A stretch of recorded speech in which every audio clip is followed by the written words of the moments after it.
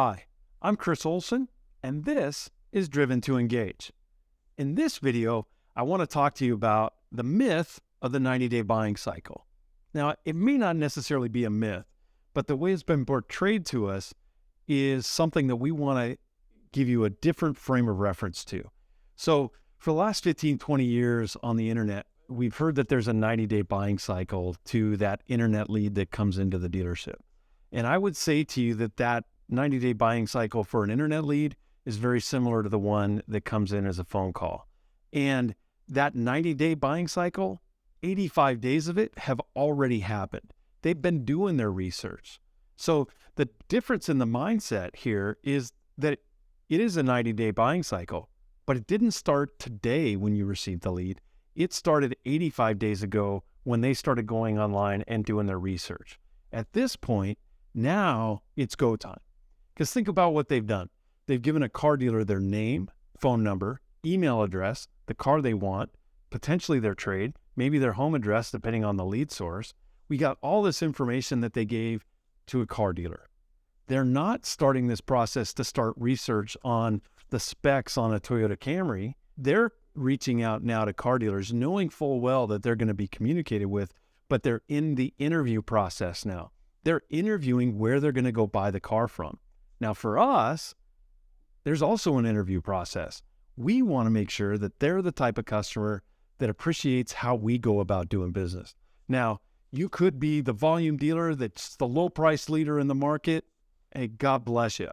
But just know that that's going to come with poor reviews, poor CSI, and low profit margins. So for us, we're really focused on the customer that will pay us a fair price, really appreciates the experience, will give us positive reviews online, and really promotes us in the OEM's surveys after the sale.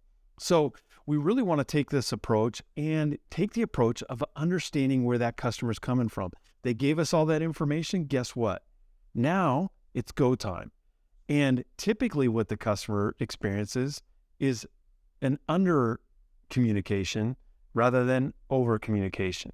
And if I'm going to err, I'm going to err on the side of over communicating with my customers. So I'm going to give you some numbers here, and this is where it's super important so that you understand what we're talking about. So we continually are surveying internet buyers and what their habits are. So one of the things that we want to look at is they bought a car and they submitted an internet lead. Now, what happened with that? What we found is 95% of the people who bought will engage with you in the first 5 days. So that first two-way engagement is going to happen in the first 5 days, period.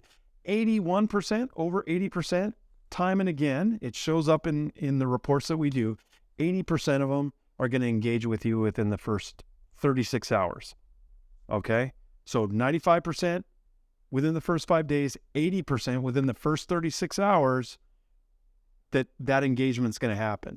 If you don't get that engagement after the first 5 days, I would say that your long-term follow-up would be much better had doing a lot pop or an inventory-based follow-up. That is to say that you're following up on the cars that you have in stock and over-communicating urgency in that regard, rather than just, I got a lead 10 days ago and it says that I have to make a phone call. Let's make smart activity rather than just monotonous activity. It's going to keep your salespeople way more engaged, less burned out, and they're calling customers that have cars that are actually in stock. Now, having said that, still in that first phase, when we get that lead, we're not taking the 90-day buying cycle approach. We're taking the 5-day approach. That once we get that engagement, we do things differently.